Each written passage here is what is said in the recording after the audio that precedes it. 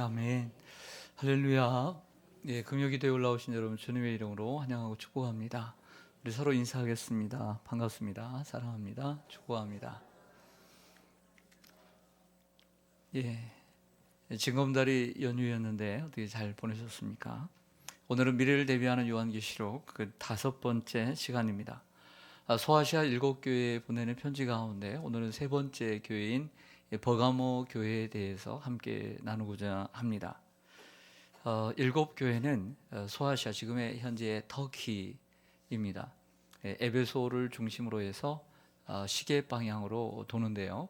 시계 방향으로 돌면서 에베소, 그리고 서머나 버가모까지 오게 되었습니다.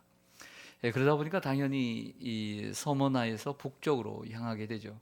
북쪽으로 올라가서 내륙 지방으로 쭉 가다 보면 이 고지대에 위치해 있는 도시가 바로 버가모입니다. 어떤 역사가는 이 버가모가 소아시아에서 가장 뛰어난 도시였다고 칭송을 합니다. 그 이유는 이 버가모가 헬라의 문화를 꽃피웠던 도시였기 때문입니다. 더더군다나 그곳에 헬라의 문화권에 있는 책이 20만 권이나 소장되어 있는 도서관이 있을 정도로 헬라의 문화를 꽃피웠습니다. 그런데요, 이런 헬라의 문화를 꽃피우고 가장 많은 책을 소장한 버가모가 헬라를 무너뜨린 로마가 그 땅을 지배하게 되자 제일 먼저 로마 황제가 살아있음에도 불구하고 황제를 숭배하는 신전을 2개나 짓게 됩니다. 쉽게 얘기해서 헬라를 쉽게 져버리고, 누구보다 헬라의 문화를 꽃피웠던 이 도시 사람들이 로마가 그 땅을 정복하자 앞다투어서 살기 위해 헬라를 버리고 로마로 투항하게 되었다라고 하는 것이죠. 그런데 이러한 버가모의 특징을 버가모 교회 성도들도 그대로 닮았다는 것입니다. 헬라의 자존심을 지키기는커녕 로마가 시키지도 않은 황제 숭배로 로마의 아첨하는 도시가 된 것처럼 버가모 교회 성도들, 또 버가모 교회의 모습이 바로 이 버가모라고 하는 도시를 너무나도 닮았다는 것입니다. 버가모가 로마의 지배를 당하면서 이렇게 돌아가게 되자 교회 안에는 2부류의 사람들로 나눠지게 되었습니다. 그 세상과 타협하고 황제에 숭배하며 예배당보다는 신전에 나아가 그들에게 굽신거리고 아첨함으로써 좀 더 편안한 생활을 누리는 성도들이 있었습니다. 또 그 중에는 반대로 그 환난과 핍박에도 불구하고 자신의 신앙을 지켜가는 성도들이 있었습니다. 오늘 이러한 2부류의 사람들을 오늘 여러분들이 저와 여러분이 함께 교독한 본문 속에서 다 다루고 있다는 것입니다. 오늘 본문에 보면 세상에 타협하는 이러한 목회자들의 모습, 또 성도들의 모습이 보여지고, 또 반대로 안디바 같은 경우에는 그 세상과 타협하지 않고 목숨을 내주면서까지 또 순교의 자리까지 나가면서 신앙을 지키는 사람이 있었다는 이런 얘기를 해주고 있습니다. 1830년대 어느 날 독일 트리어라고 하는 도시에 살던 한 유대인 소년이 있었습니다. 그런데 하루는 아버지에게 이 10대의 소년이 묻습니다. 아버지, 우리는 유대인인데 왜 유대교를 섬기지 않고 왜 이 독일 사람들이 섬기는 독일 루터 교회에 나가죠? 이렇게 궁금해서 물었습니다. 그러자 이 아버지가 뭐라고 대답을 하냐면, 우리가 편하게 살기 위해서는 우리가 교회를 나가야 된다, 이렇게 얘기를 한 거죠. 즉 당시에 독일은 교회 중심이었고, 또 교회를 나오지 않는 사람들은 이처럼 핍박을 받고 또 어려움을 감수해야 했기 때문입니다. 그래서 유대교라고 하는 이 신앙을 버리고 결국에는 교회로 와서 편안한 삶을 살았던 것이죠. 그런데 이 아버지의 대답은 신앙과는 전혀 상관이 없는 거죠. 본래 이 소년의 할아버지도 유대인 랍비였고, 또 큰아버지도 유대인 랍비였습니다. 그런데 현실 감각이 밝은 이 소년의 아버지는 그리스도인이 되었던 것입니다. 진정한 회심의 경험이 없었던 아버지는 자기 아들에게 아무런 신앙의 영향을 줄 수가 없었습니다. 이 아들은 유아 세례도 받았지만 믿음으로 성장하지 않았고 대학을 졸업하면서 신앙도 이별을 하게 되었습니다. 그리고 그의 나이 30이 되면서 1847년 엥겔스라고 하는 사람과 영국의 런던에서 공산당 선언을 하기에 이릅니다. 그가 바로 칼 마르크스입니다. 마르크스의 아버지가 유대인으로서 자기 정체성을 바르게 지켰거나 아니면 마르크스가 교회 안에서 참된 믿음을 배우고 경험하고 성장했다면 이러한 일들은 이런 과거의 공산당이라고 하는 이런 역사는 일어나지 않았을 수도 있다라고 하는 것이죠. 자, 여기서 우리에게 질문을 던져보기를 원합니다. 여러분들의 믿음은 견고하십니까? 여러분들의 믿음은 어떠한 세상의 유혹과 어떤 어려움 속에서도 지켜낼 만한 그러한 가치가 있다고 생각하십니까? 그리고 현재 여러분들이 인생을 살아가면서 남은 생애를 살아가면서 여러분들의 믿음을 나는 어떠한 상황이 오더라도 꼭 지키겠다라고 하는 결단과 의지가 있으십니까? 만약 그런 결단과 의지가 없다면 흔들리는 신앙입니다. 그런 결단과 의지가 있어도 지키기 힘든 믿음인데 그런 의지도 없고 결단도 없다면 이건 분명히 흔들릴 수밖에 없을 것입니다. 버가모 교회에도 이 두 부류의 사람들이 같이 공존했다고 보여집니다. 자, 오늘 13절을 먼저 보시겠습니다. 13절을 보시면 예수님께서 말씀하시는 내용입니다. 내가 어디에 사는지를 내가 뭐하노니 안다. 예수님이 뭘 알아요? 버가모 교회 성도들이 어디에 사는지를 알고 있다. 그들이 사는 환경을 알고 있다는 거죠. 어떤 환경을 알고 있죠? 지금 그들이 로마의 통치 아래 환난과 핍박 속에 놓여 있다는 것을 알고 있다는 것입니다. 신앙을 지키기 어렵다는 것도 알고 있다는 거죠. 자, 거기가 어디입니까? 거기가 바로 어디죠? 사탄의 권자가 있는 데라. 권자라고 하는 것은 높은 자리를 얘기하죠. 권세의 자리. 예를 들어서 군대를 가보면 군대에도 여기에 몇 사단이 있다, 여기에 몇 군단이 있다 하지만 그 2스타가 그리고 3스타가 있는 곳이 있어요. 거기를 사령부라고 얘기를 해요. 사령부. 즉 버가모라고 하는 이 도시는 바로 이 사단의 우두머리가, 이 사단의 사령부가 있는 곳처럼 아주 무시무시한 곳이다라고 말할 수가 있는 것이죠. 그런데 그 중간에 보니까 내가 내 이름을 굳게 잡았습니다. 이름을 배반하지 않았다는 거죠. 예수님의 이름을. 내 충성된 증인 누가 너희 가운데 있다고요? 안디바가 너희 가운데, 그 사단이 사는 곳에서 무엇을 당할 때에도 죽임을 당했다. 안디바가 순교를 당했다라고 말합니다. 그리고 나를 믿는 무엇을 저버리지 아니하였도다. 믿음. 이것이 버가모 교회의 가장 큰 특징입니다. 믿음을 지킨 교회. 믿음을 지킨 교회가 바로 버가모 교회였다는 것이죠. 저를 보시겠습니다. 예수님은 이처럼 버가모 교회 성도들이 살아가는 환경을 아셨습니다. 어디에 있는지를 알았다. 바로 거기는 사단의 권자가 있는 곳이다. 이렇게 말을 하고 있다는 거죠. 사단이 득세하고 믿음 생활을 하기 힘들게 하는 곳이라는 것을 예수님은 아세요. 주님은 우리의 형편을 잘 아시는 줄로 믿습니다. 우리가 신앙을 지키기 어려운 것도 아시고요. 원래 이 버가모에는 신전이 두 개가 먼저 있었습니다. 제우스 신전이 하나 있었어요. 제우스를 섬기는 신전이 있었고, 또 하나는 뱀을 섬기는 신전이 있었습니다. 그런데 로마가 들어오면서 로마의 황제가 살아있음에도 불구하고 살아있는 황제를 섬기는 신전을 두 개를 더 만들어요. 그러니까 신전이 총 4개가 있는 것입니다. 그러니까 온통 이방 신이 득실득실한 곳이죠.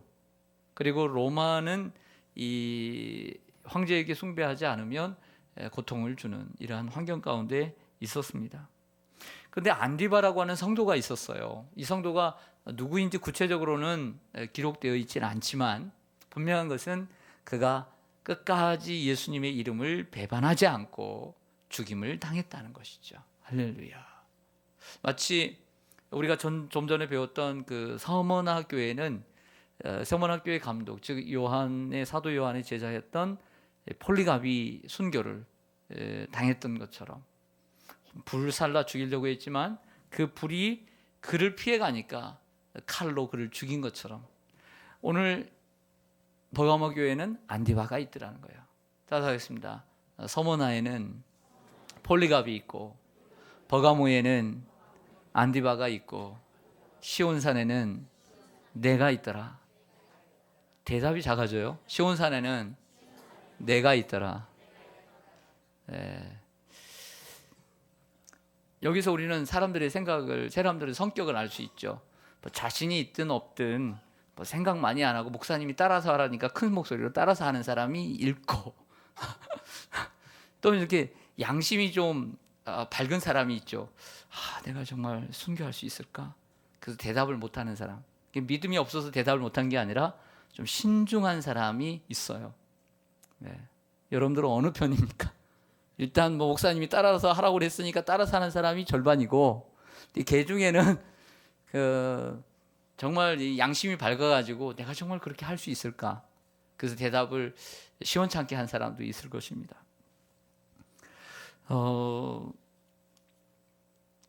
이러한 버가모 교회 성도들에게 안디바가 있다라고 하는 것은 큰 격려와 용기가 되었을 것입니다. 마치 주기철 목사님이 우리가 영상을 보았듯이 주기철 목사님이 믿음을 지키고 또 성도들에게 그런 설교를 했을 때, 그리고 순교했을 때 그 성도들, 평양의 산정현 교회 성도들과 그리고 많은 한국 교회 성도들에게 큰 격려가 되었겠지요. 그래서 그를 따라서 믿음을 지키는 자들이 있었다는 것이죠. 그래서 여기 보면 믿음을 저버리지 아니했다라고 말하고 있습니다.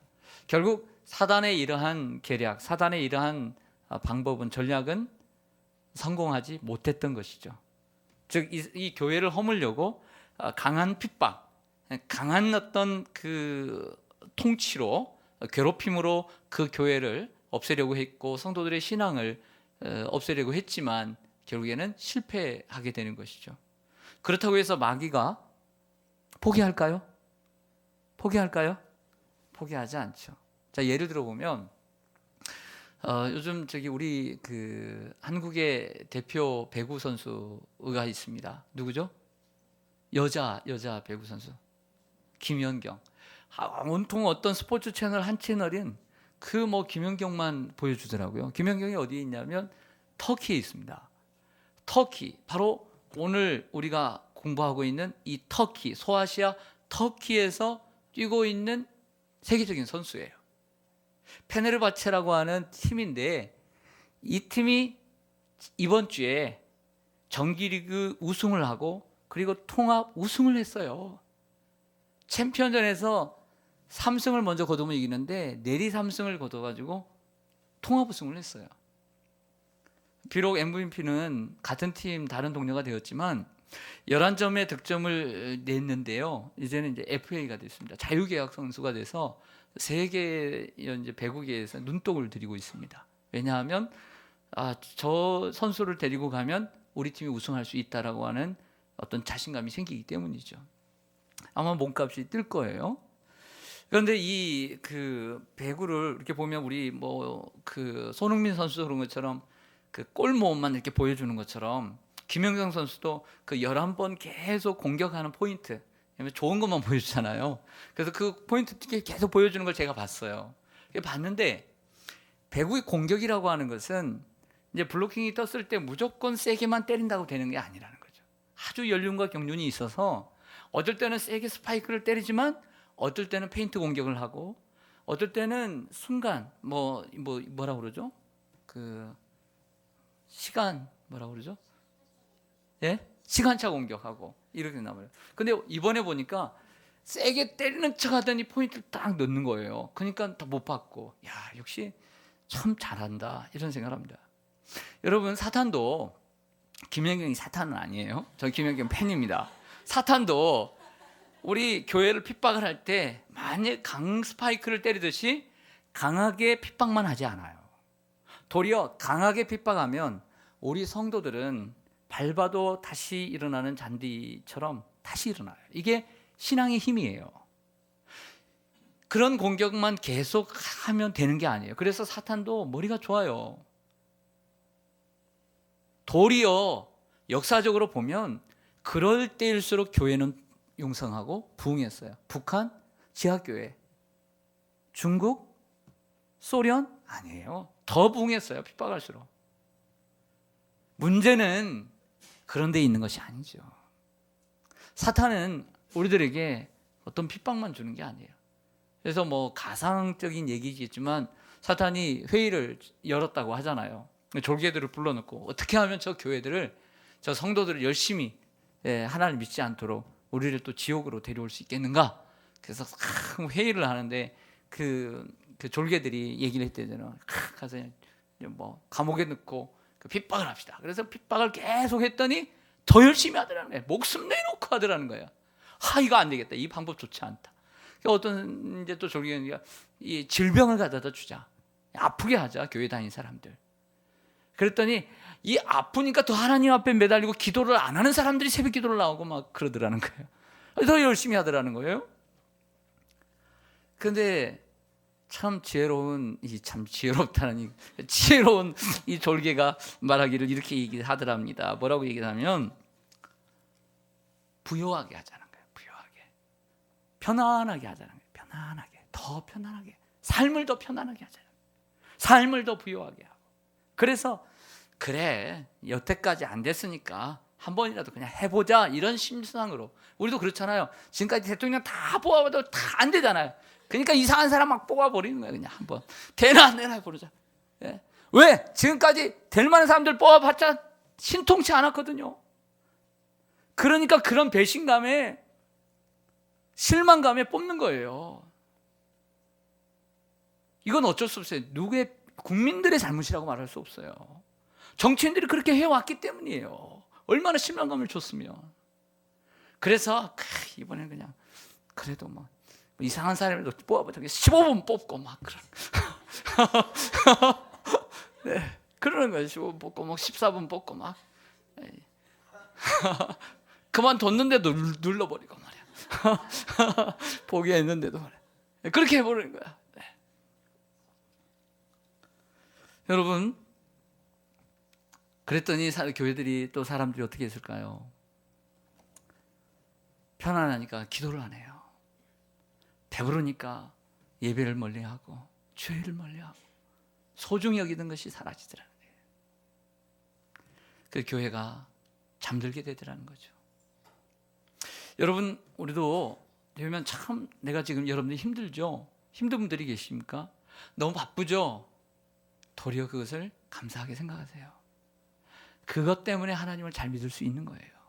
너무 편안하고 너무 걱정이 없고 편안하면 여러분 잠들 신앙밖에 안 되는 거예요. 한국 교회, 미국이나 구라파 교회처럼 이처럼 국민소득이 늘어나고 환난과 핍박이 없잖아요. 지금 없잖아요.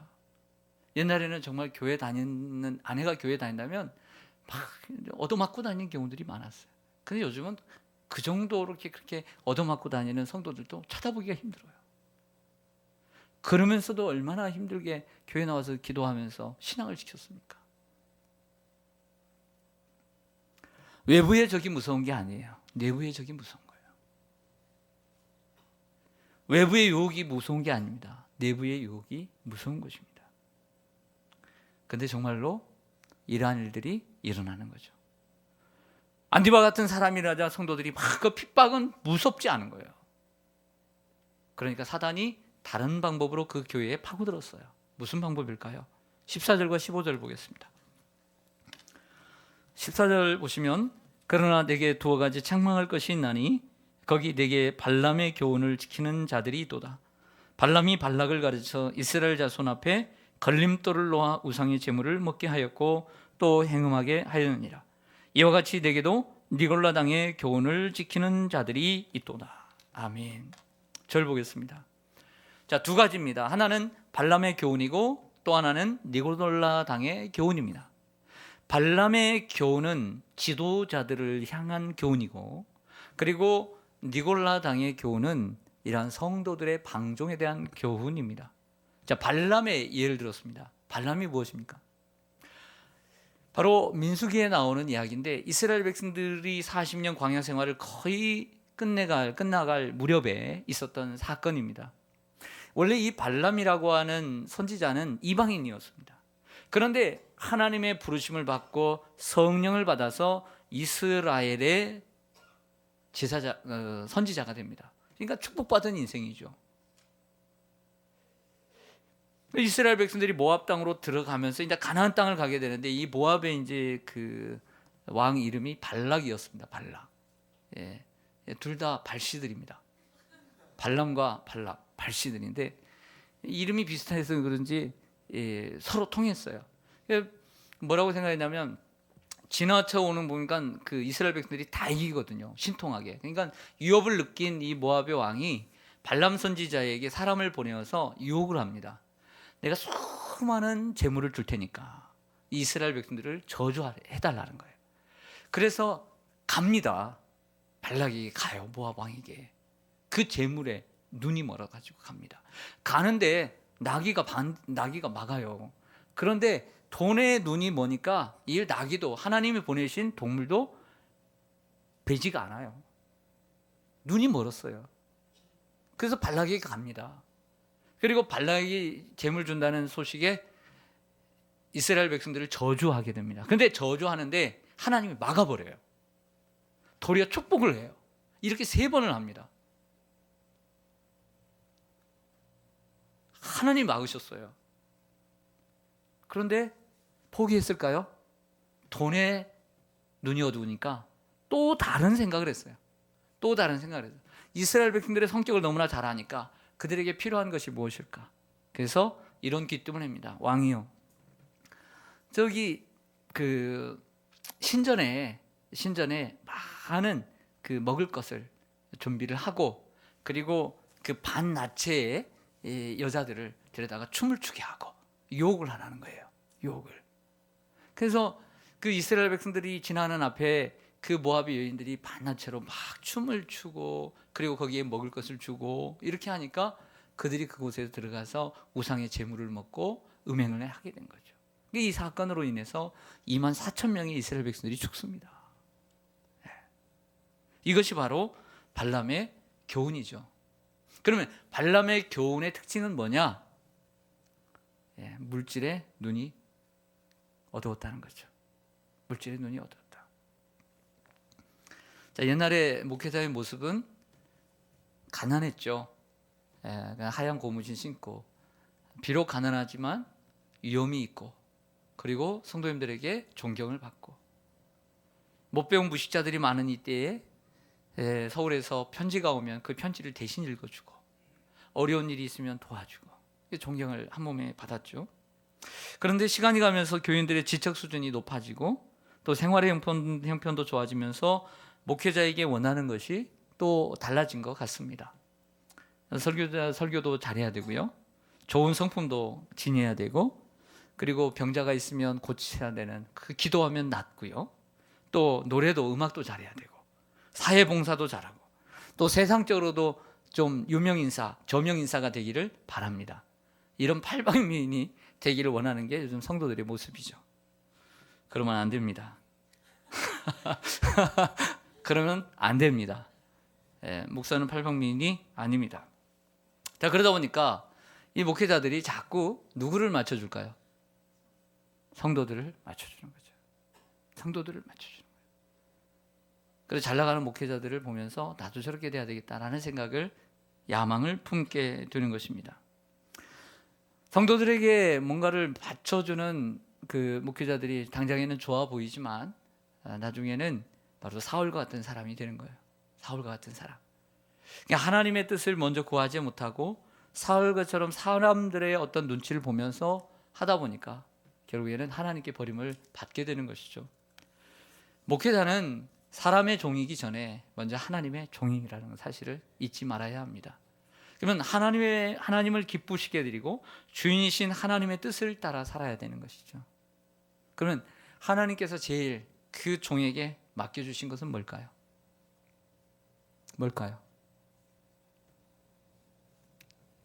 이거죠. 성경이죠. 성경을 가르치는 거죠. 하나님의 말씀을 가르치는 거죠. 세상 것 가르치는 것이 아니라 말씀을 가르치는 거죠. 이 말씀의 수종을 들어서 성도들이 하나님을 바르게 섬길 수 있도록 가르치는 것. 그래서 하나님 말씀에 올인해야죠. 그것이 목회자죠. 그러지 않으니까 문제가 생기는 거죠. 오직 성경의 진리로 성도들의 믿음을 지켜내고 그리고 성경 진리 하나만으로 교회를 부흥시키는 일을 바로 목회자는 해야 할 줄로 믿습니다.